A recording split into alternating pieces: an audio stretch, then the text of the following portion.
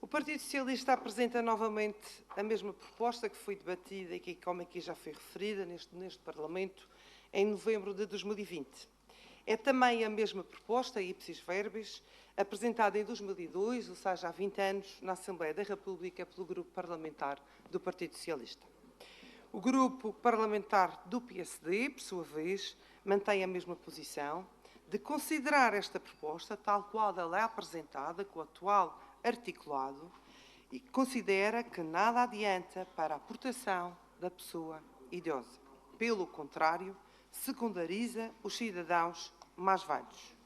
Não é isso que se pretende quando se quer valorizar, quando se quer proteger, quando se quer salvaguardar, quando se quer dar mais condições às pessoas idosas de apoio. Temos sim que valorizar estes mesmos cidadãos.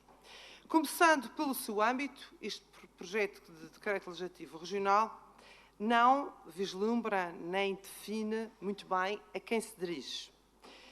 Olhando para os seus objetivos, vemos uma vez mais que aqui estão focados na pessoa idosa como se não fosse e como se não tratasse da salvaguarda dos direitos humanos e da salvaguarda dos direitos que estas pessoas têm, apesar da sua idade.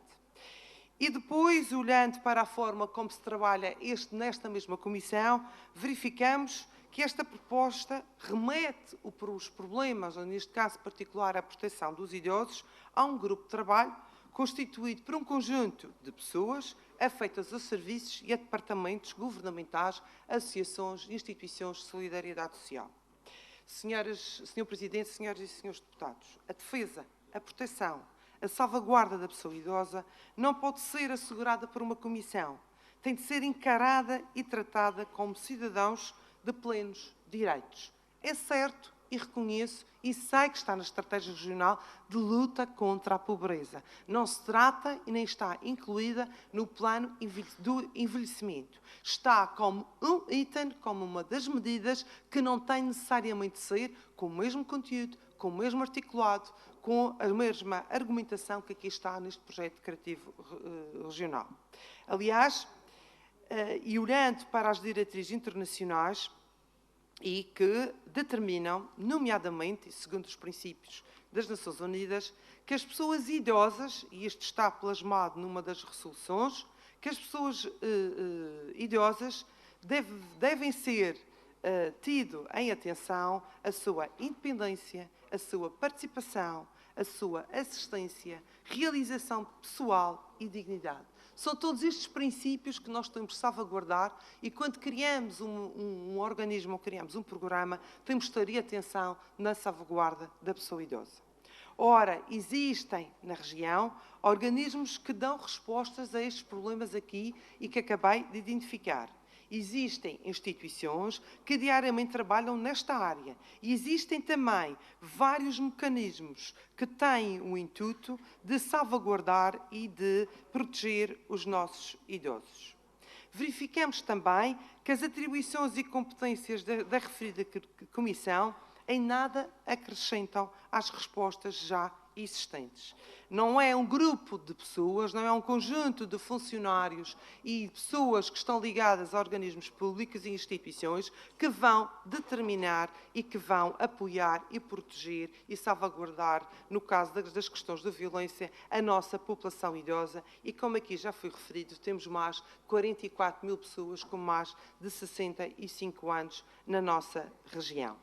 Na região existe um conjunto de respostas sociais que foram criadas, infraestruturas de apoio, que vão desde os centros de dia, aos centros de convívio, as estruturas residenciais para idosos, o apoio domiciliário, as equipas de apoio à violência doméstica que operam no terreno conforme a necessidade de cada cidadão, conforme o problema identificado por cada família, conforme a dificuldade e a carência dessa mesma pessoa e conforme o estado de saúde em que ela se encontra, que de facto é um dos itens mais importantes quando trabalhamos com a questão dos idosos. Ser idoso não é só olhar para a factualidade, ser idoso é muitas vezes um conjunto de pessoas que têm também um conjunto, infelizmente, tem um conjunto de situações e que merecem o apoio da área da saúde. Ademais, e como ali aqui já foi referido, e também foi referido a quando a última discussão nesta mesma Assembleia, a Lei nº 49 de 2018, 16 de agosto, cria o regime jurídico do maior acompanhado, que responde à priorização dos cuidados das pessoas em situação de deficiência ou incapacidade e, muito bem, aqui põe de fora, como aqui já foi referido a senhora deputada Sofia Canha, põe de fora a questão do cuidador, porque de facto poderá ser perverso existir, no fundo, haver a condição de o cuidador estar também no âmbito desta legislação, porque muitas vezes quem cuida não é necessariamente o familiar. O cuidador informal pode ser alguém de fora, pode ser alguém extra da família, pode ser alguém que seja inclusivamente contratado para atuar nessa situação. Obviamente que todas estas situações têm que ser atendidas e têm que ser estudadas em sede própria. Por outro lado, o Estado tem a obrigação de assegurar a proteção económica, social da população mais fragilizada, através das suas funções próprias, através do sistema de proteção social e de cidadania, através dos subsistemas de proteção familiar e de solidariedade da ação social, que estão contempladas não só na Lei de Bases da Segurança Social, mas também estão contempladas na nossa Constituição. Ao Estado cabe a obrigação de, conforme constitucionalmente previsto, garantir os direitos básicos dos cidadãos, a igualdade de oportunidades, a promoção do bem-estar e coesão social, cabendo ainda contribuir ativamente para o combate da pobreza e à exclusão social. O desiderato proposto neste mesmo projeto de decreto legislativo regional apresentado pelo Partido Socialista, ou seja, a dita criação da Comissão Regional de Proteção da Pessoa Idosa, que se destina a promover e divulgar os direitos dos idosos, assim como promover ações e atividades que valorizem o papel e bem-estar dos idosos no meio em que estão inseridos, só é possível atingir tal desiderato através da implementação de políticas sociais ativas na área do envelhecimento. Políticas que têm necessariamente de ser transversais a várias áreas. Senhor Presidente, senhoras e senhores deputados, aquilo que o nosso país precisa de fazer melhor para satisfazer as necessidades dos idosos é precisamente suprir as suas próprias falhas numa área crucial para a nossa sociedade, que são os direitos sociais. Vivemos num país onde mais de 1/5 dos nossos idosos são pobres. Vivemos num país onde mais de 1,5 milhões de pensionistas recebem uma pensão de velhice ou invalidez abaixo do salário mínimo nacional.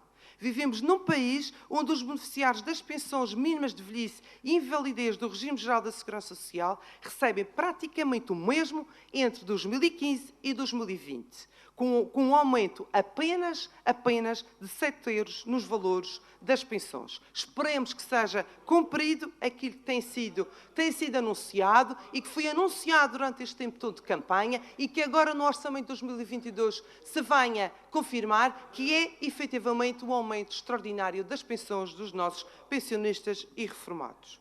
É por isso que os nossos idosos precisam não é de uma comissão regional para a sua proteção, é sim de mais e melhores políticas sociais por parte do Estado. É sim de um Estado que cumpra as suas obrigações mais básicas de proteção e salvaguarda das pessoas idosas. Senhor Presidente, senhoras e senhores deputados, propostas desta natureza, vagas inócuas e inconsequentes, sem legislação conexa e de suporte, não acrescentam nada à melhoria da qualidade dos nossos idosos. E não venham dizer que temos uma Comissão de Proteção de Crianças e Jovens Adultos, porque não é a mesma coisa. Isto tem muitos anos, tem mais de duas décadas em que se cria legislação de apoio, em que existe legislação conexa e que servem de apoio à tal proteção de crianças e jovens adultos, que nada tem a ver com aquilo que agora se está aqui novamente a apresentar.